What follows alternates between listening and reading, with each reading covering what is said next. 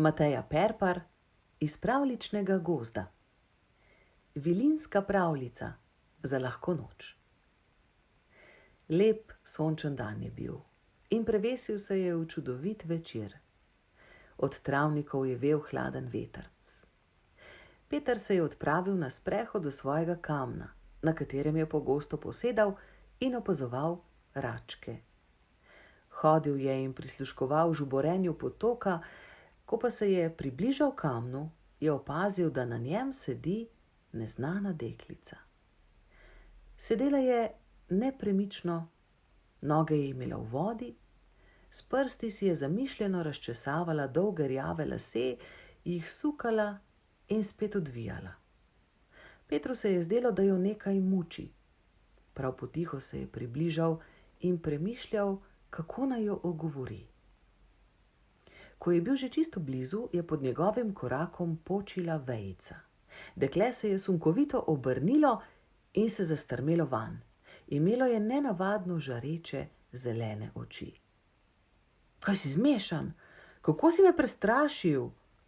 Je dejala zlovoljno. Oprosti, no, je dejal Peter in bilo mu je grozno nerodno. Nekaj časa sta se samo molče gledala, potem pa je tiho pripomnil. To je moj kamen, veš? Dekletov pogled je postal porogljiv. In zakaj je to ravno tvoj kamen? Je vprašala. Ponavadi pridem sem ob večerih in gledam račke, vedno sedem na ta kamen, veš? No, če je tako, ti lahko povem, da tudi jaz večkrat pridem sedet na ta kamen. Vsako jutro posedam tu in opazujem ribice, je dejalo dekle. Torej je to moj kamen. Peter se ni želel prepirati. To je moj kamen zvečer in tvoj kamen zjutraj, je predlagal. Dekle se je za hip zamislilo. Potem je skomignilo z rameni in Petru obrnilo hrbet. Peter je nekaj časa molčal, potem pa pripomnil. Ampak zdaj je večer. Torej je kamen moj. Dekle se je ponovno obrnilo in ga prebodlo s pogledom. Na kamnu sem jaz, tvoj je bil zjutraj. Peter je začutil, da postaja slabe volje. Prava reč, če je imelo dekle lepe oči in dolge lase, njen jezik, ta je bil šele dolg. Če bi prišel zjutraj, bi me pa napodila. Ali kdaj prideš zjutraj? Je vprašalo dekle. Ne, je priznal Peter. Torej te ne bi mogla napoditi, je rekla čemerno. Zdaj pa raje pojdi, ker sem slabe volje. Ravno zdaj me podiš, se je uprl Peter. Dobro me poslušaj, je dejala deklica in oči so se ji bliskale. Jaz sem Vila, ne prepiraj se z mano. Če boš še naprej postavil naokrog in sitnarjev, te za 1000 let spremenim v žabo. Ampak Peter se je ni prav nič bal, bil je pošteno razsrjen. Trapasta, res grem, vendar ne zato, ker bi se te bal, ampak zato, ker mi greš na jetra, Vila pa taka, je dejal in se obrnil, da gre. Ne verjameš, da sem Vila? Je vprašalo dekle. Peter jo je premeril od nog do glave. Vil sploh ni. In če bi že obstajale, bi bile bolj prijazne, ne tako zoprne, kot si ti. Dekle ga je zamišljeno opazovalo. Potem je pokazalo na račko, ki je priveslala mimo. Poglej. Peter je pogledal raco. Raca je, pa kaj? Hop, je reklo dekle. In račka se je v trenutku spremenila v ribico, ki je na široko zazevala od presenečenja. Hop, je ponovno reklo dekle in ribica se je spremenila nazaj v račko, ki se je podvizala in odplavala stran. Peter je zamežikal. Se je to res zgodilo ali se mu je samo dozdevalo?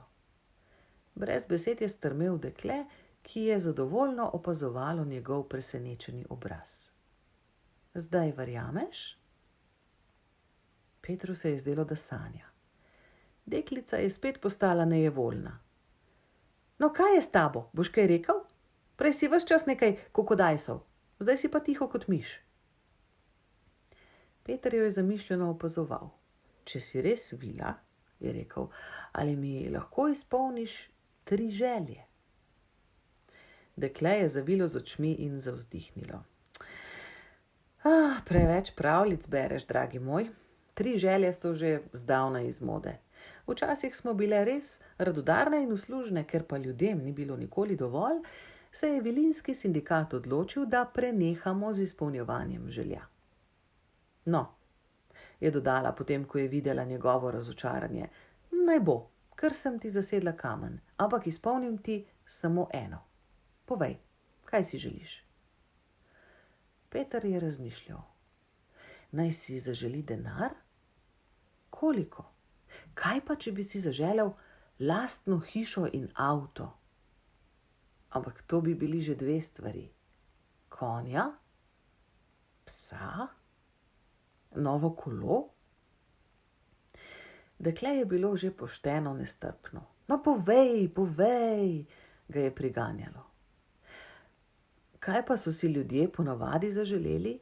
Je vprašal Peter, ker se ni in ni mogel odločiti. No, vse sorte, je odvrnilo dekle. Nekdo si je recimo zaželel, da ga nikoli več ne bi pičil komar. Drugi si je zaželel tablico čokolade, ki bi bila 50krat večja od njega. Nekdo tretji je sanjaril, da bi videl svoje pravnuke. Tega sem spremenila v zajca, je dodala po kratkem premoru. Peter je zaslutil, da želje mogoče le niso tako čudovita stvar. Nekaj časa je preudarjal, potem pa se je odločil. Želim si, da bi znal slikati, je dejal. Dekle je bilo presenečeno. Glej, je dejalo, to je pa res zanimivo. Tega si v vsej moji karieri ni zaželel še nihče. Ta želja se mi sploh ne zdi slaba. Stopila je čisto k njemu. Zapri oči, bučman, je dejala. Peter se je uprl. Kaj, če zaprem oči in me spremeniš v ribo ali zajca ali kaj vem kaj? Deklica se je zasmejala. Ribe in zajci vendar ne slikajo. Nisem te hotela ogoljufati, toda da ti izpolnim željo, te moram poljubiti na čelo. Zamiži. Peter je zamižal in začutil, kako so mu lica oplazili njeni lasje, njene ustnice pa so se nežno dotaknile njegovega čela. Opravljeno, je rekla deklica. Peter je odprl oči. Počutil se je prav tako kot prej, pravzaprav ne čisto tako. Se je pravkar dobil svoj prvi poljub. Zdaj pa grem, je dejalo dekle in se mu nasmehnilo. Oči so jih zeleno žarele. Obrnila se je, naredila 2 koraka, potem pa spet pogledala Petra. Lepo misli, je dejala. Dobro, da si nisi zaželel česa trapastega, potem se ne bi mogla upreti in bi ti jo zagodla. Preskočila je kamen. No, lepo se imej, je dejala, mogoče se pa še kdaj srečava. Pa kaj lepega naslikaj. Peter je gledal za njo. Nenadoma se je nečesa domislil. Hej, je zaklical, kako si pa naredila tako veliko čokolado? Dekle se je obrnilo in se hudomušno nasmehnilo. Saj je nisem, je rekla. Tistega tepca sem spremenila v muho. Adijo.